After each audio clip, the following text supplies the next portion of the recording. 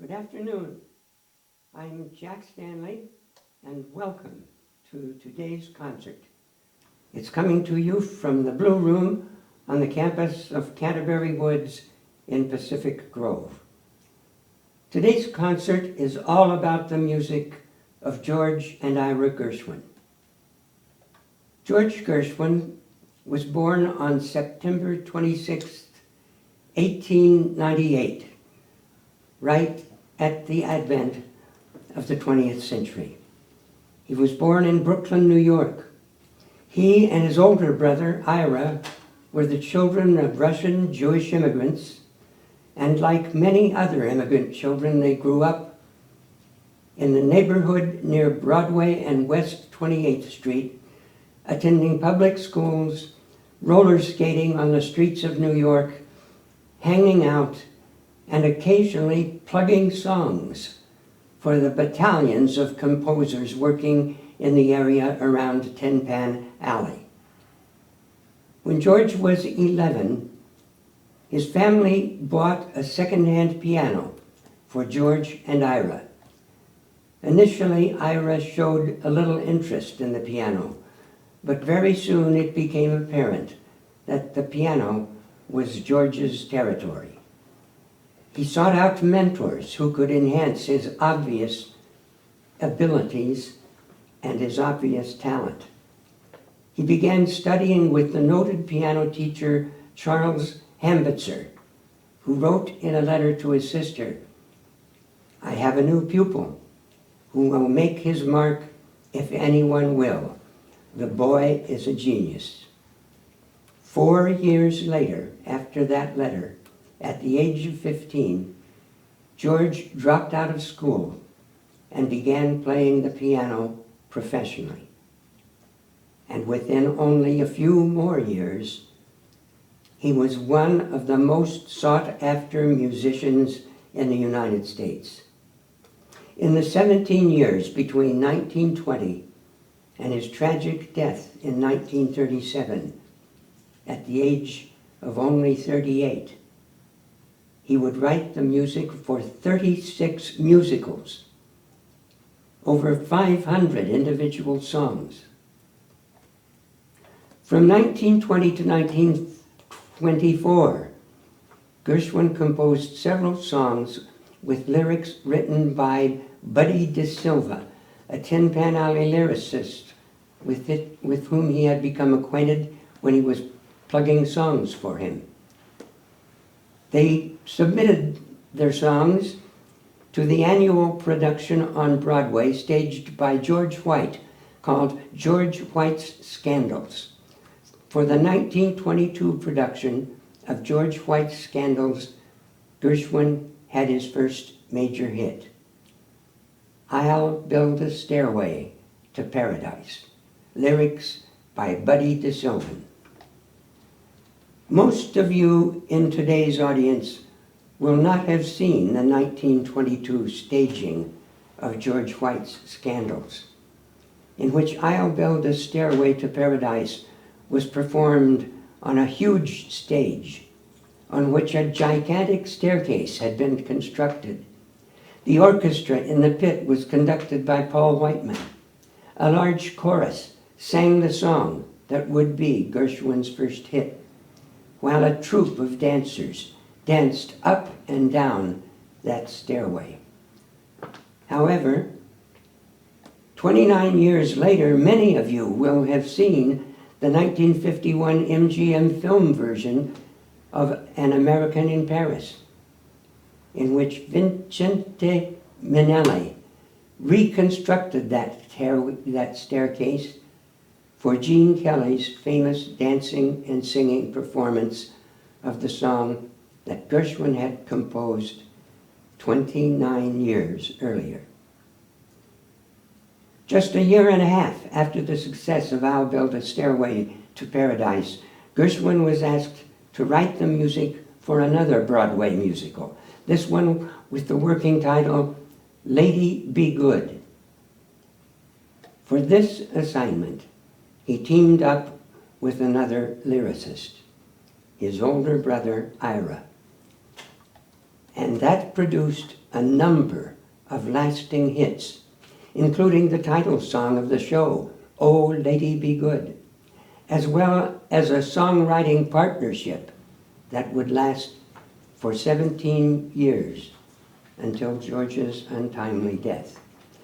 And this brings us to our first number for today's concert. To get us started today, I've put together a medley comprised of these two early hits, "I'll Build a Stairway to Paradise" and "Oh, Lady Be Good." This is the Gershwins at the very beginning of their remarkable career together. Here's the music to "I'll Build a Stairway to Paradise" and "Oh, Lady Be Good."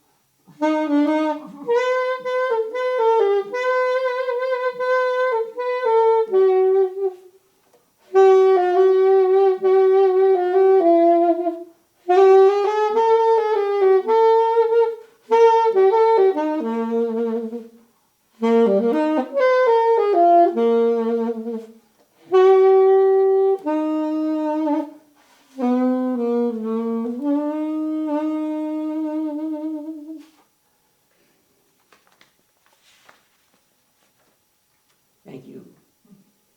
Next up is another medley.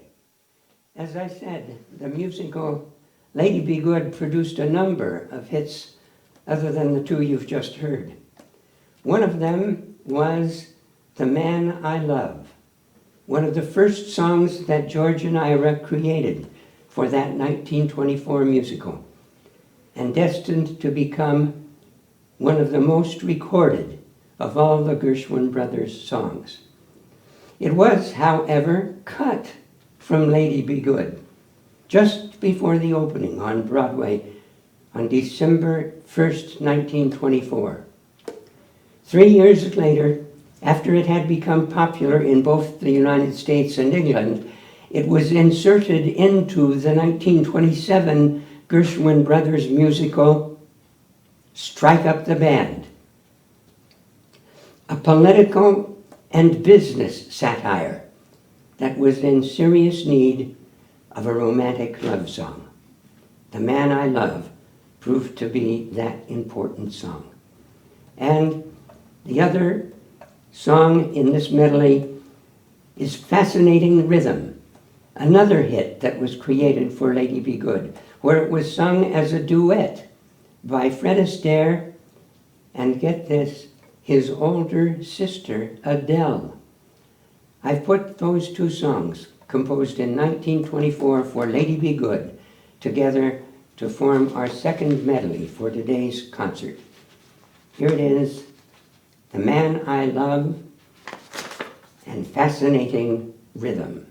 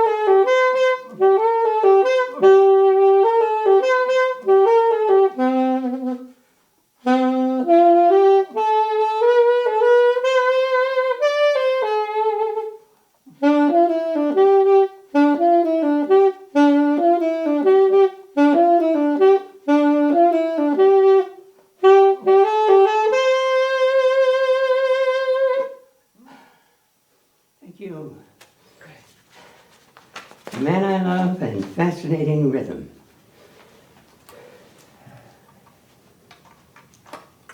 Now I'm going to switch to the clarinet.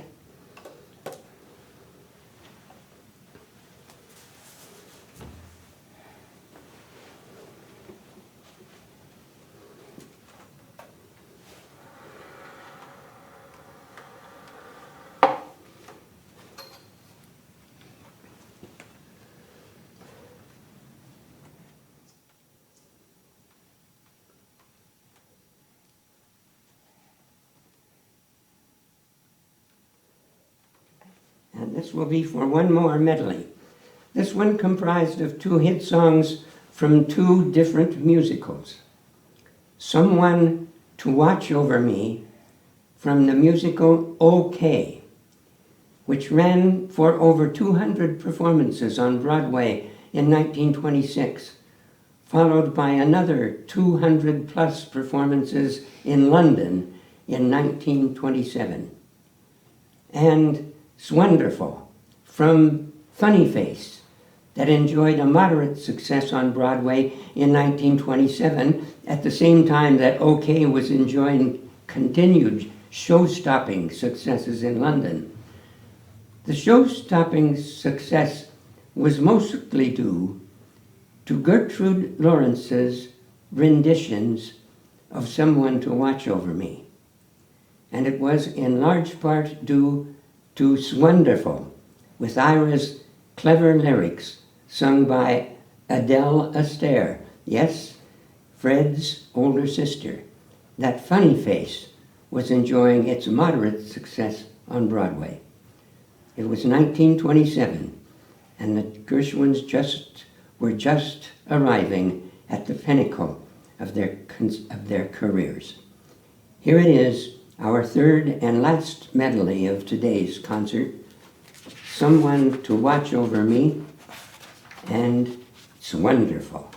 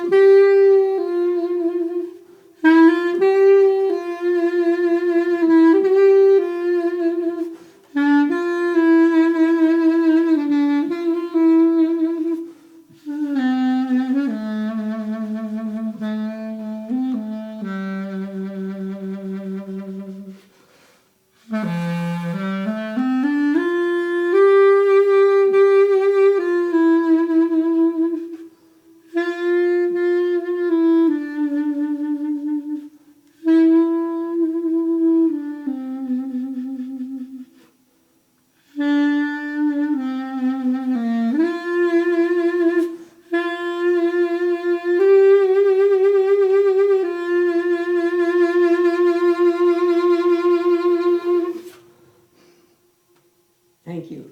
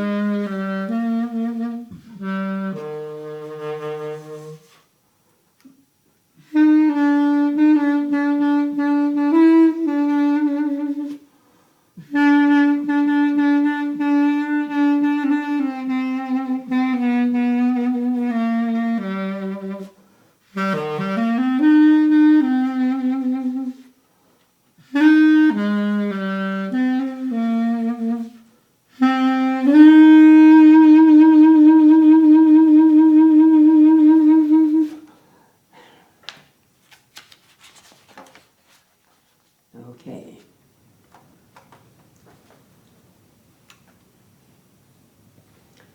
In 1928, George and Ira wrote Embraceable You.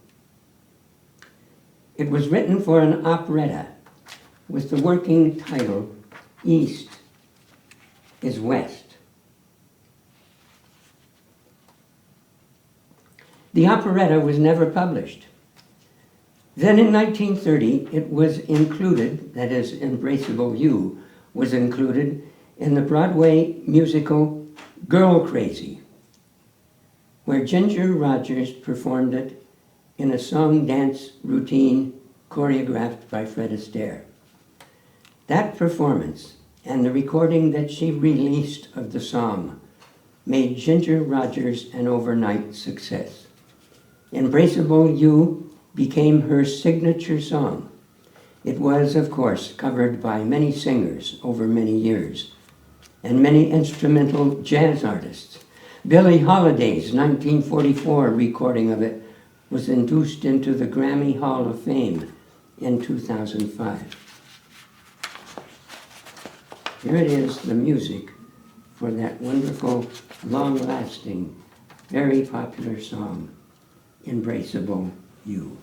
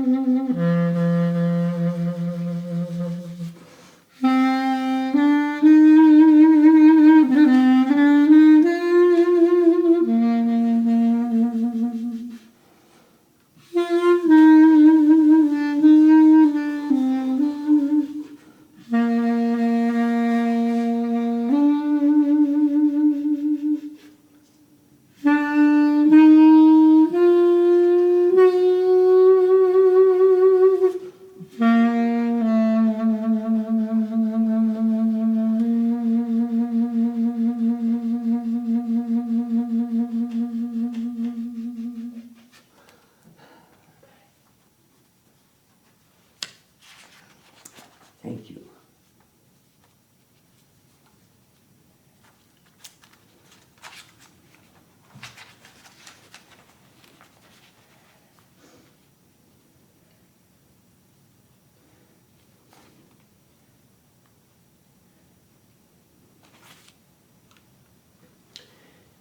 Ginger Rogers was not the only star that the opening night of Crazy Girl produced. In 1928, following the extraordinary success of OK, both on Broadway and at the West End in London, the Gershwins wrote another musical for Gertrude Lawrence. The title was Treasure Girl. It failed as a vehicle for Lawrence's many talents, partly because she was very ill at the time and went through great energy, stresses of energy, performing the difficult music in Treasure Girl. It lasted only 68 performances, but it had in it some really good songs. And one of those had the title, I Got Rhythm. It was written as a slow song, and it was cut from the show before the opening. Then in 1930, when they were working on songs for Crazy Girl, George found a faster setting for it and gave it to Ethel Merman to sing in her debut performance. Broadway lore holds that after listening to her opening performance and reading her opening reviews, Gershwin spoke to her and cautioned her, don't ever let anyone make you take a singing lesson. If you're curious about what Gershwin might have meant by that comment, Ethel Merman's debut version of I Got Rhythm is still available and viewable on YouTube. But even more interesting is the version on YouTube of Gene Kelly singing it in the 1951 film of An American in Paris, where Kelly gets the children on the streets of Paris to join him in singing it, and he cues them to sing one after the other, I got, and he sings rhythm, I got, music, I got, my gal, who can ask for anything more. A great sequence climaxed by his tap dancing as a choo-choo train going around the streets to the children's great delight. Some of you will remember that now just by that description. And if you're curious, take a look at the YouTube version of the 1951 film, MGM film, An American in Paris.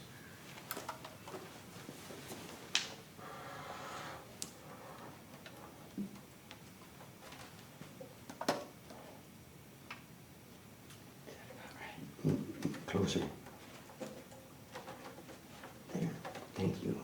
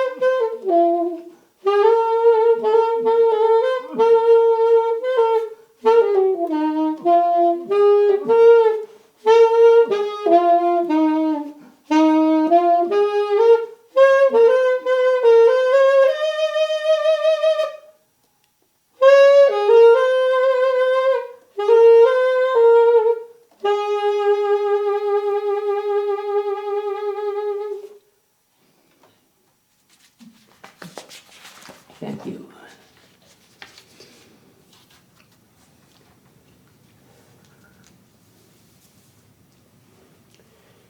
In 1937, Fred Astaire and Ginger Rogers made a movie entitled Shall We Dance? In that movie, Fred Astaire sings a song to Ginger Rogers on the deck of the New Jersey Manhattan Ferry during a foggy crossing. The title of that song, Fred Astaire singing it to Ginger Rogers, was They Can't Take That Away From Me. George and Ira Gershwin had written it in 1937 for that movie. Oddly, in spite of the title, Shall We Dance?, they didn't. There is no dance sequence in the movie. Then 12 years later, in 1949, in the last film they would do together, 10 years after George Gershwin had died, the last film that Fred Astaire and Ginger Rogers would do together with the title The Barclays of Broadway, they finally danced to that music, the music of They Can't Take That Away From Me, arguably the most dramatic dance sequence ever that they did together. Here's the music, They Can't Take That Away From Me.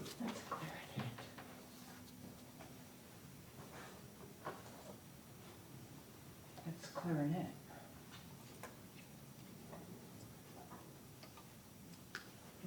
But not for me?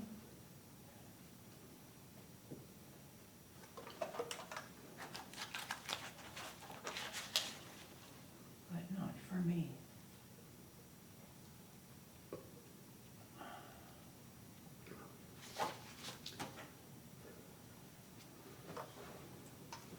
Let me go ahead.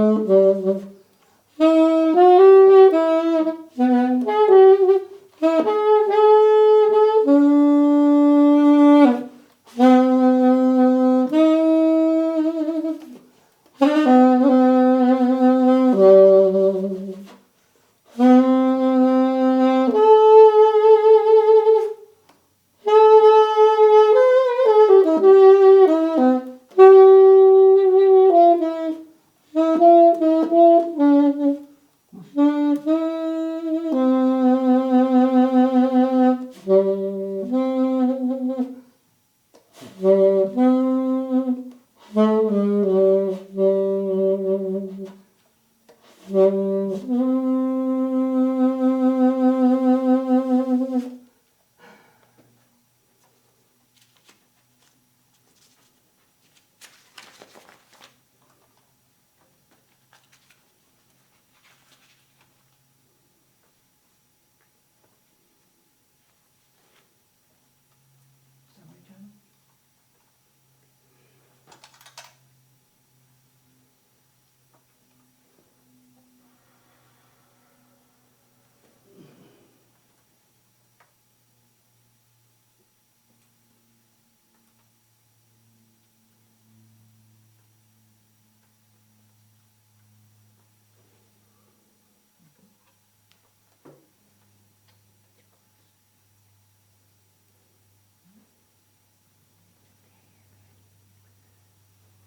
George Gershwin wrote several concert pieces. The greatest one was Rhapsody in Blue. And he wrote one opera, Porgy and Bess. Ira worked on the opera with him and did some of the lyrics, but a lot of the work on the lyrics was done by DuBose Hayward, who had written the book, Porgy.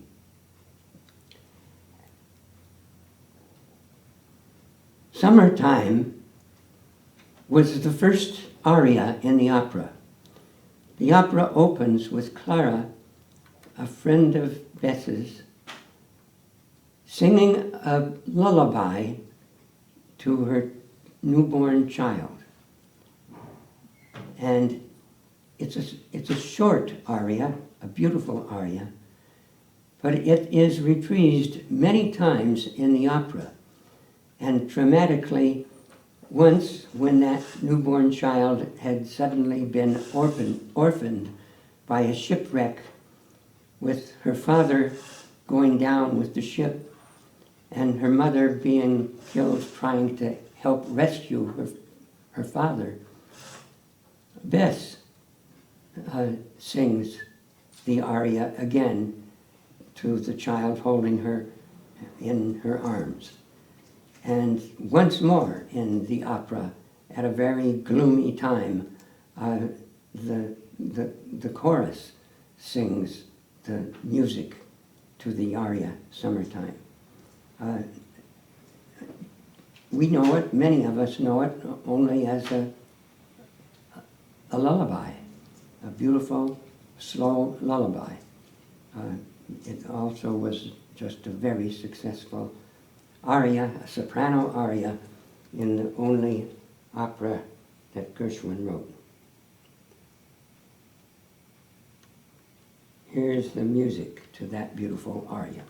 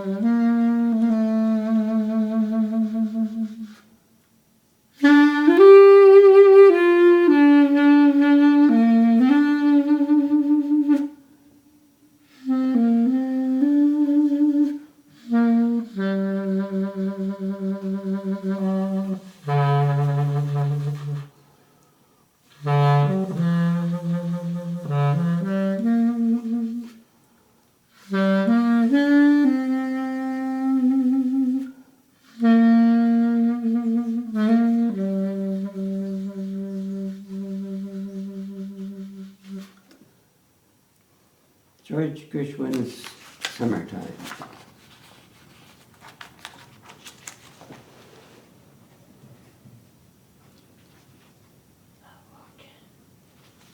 Love walked in.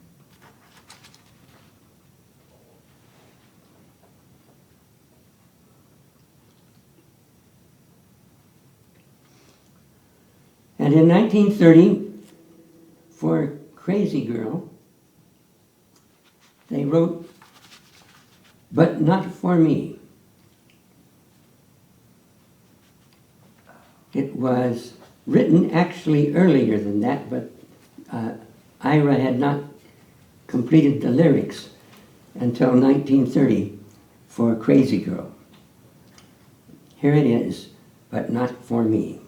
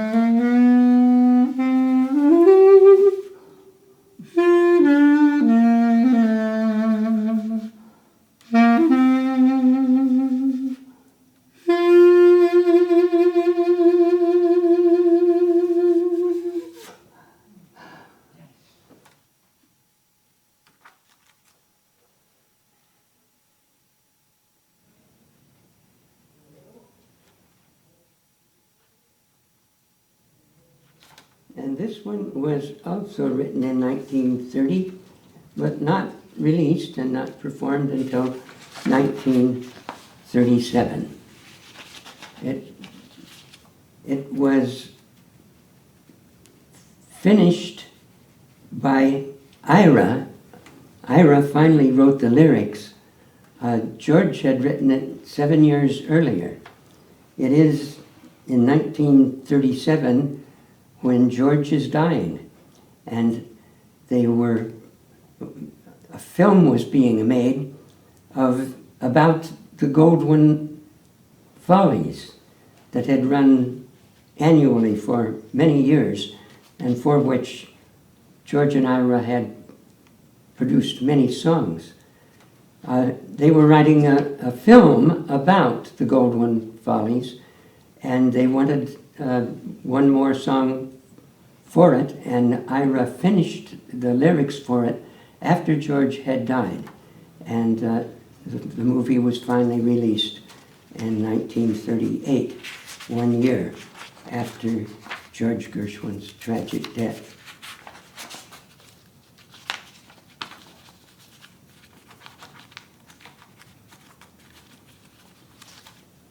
Here it is on the saxophone with the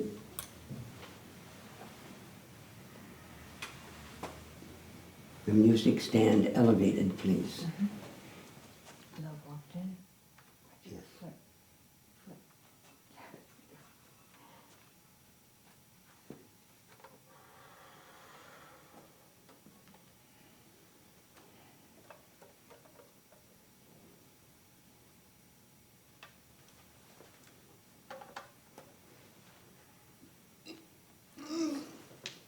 Almost there. Good job. Is this good? Okay.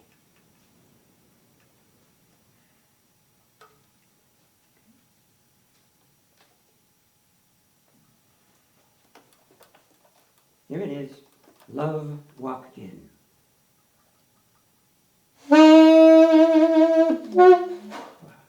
Sorry.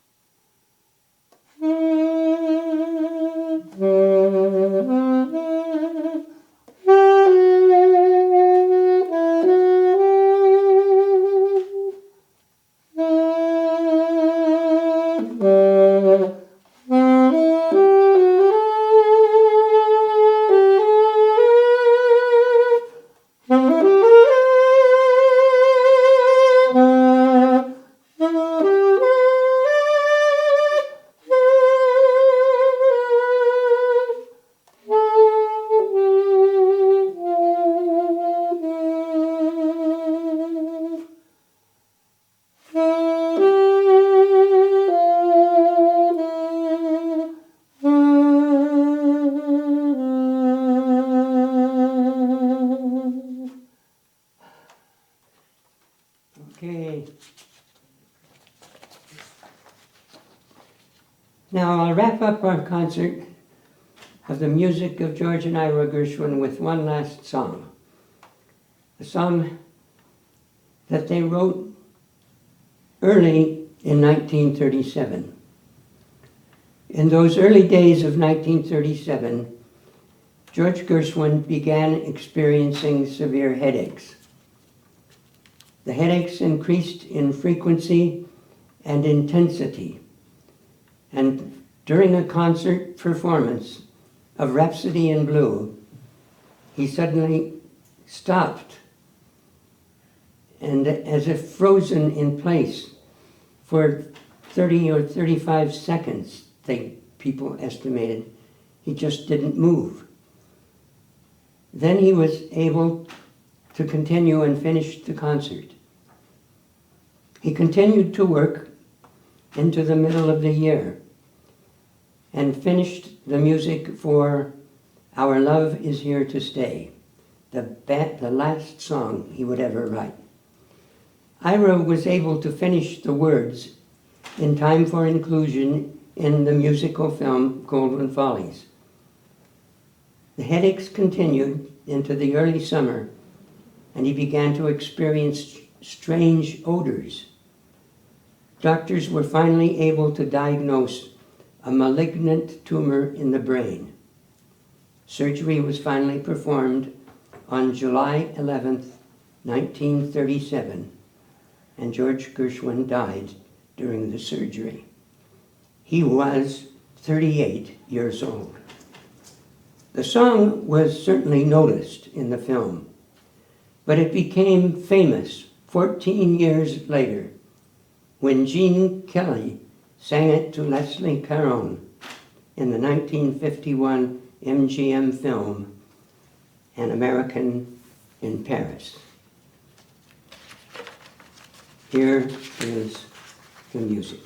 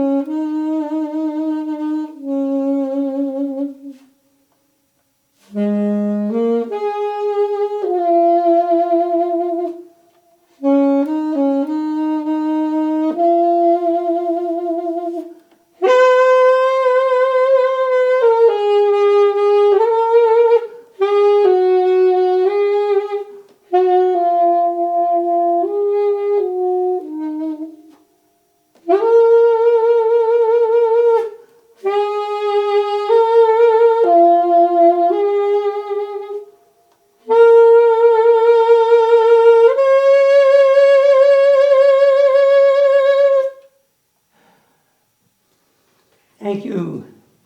Thank you for being here. And in about 4 weeks, we'll be back again for another concert. Thank you.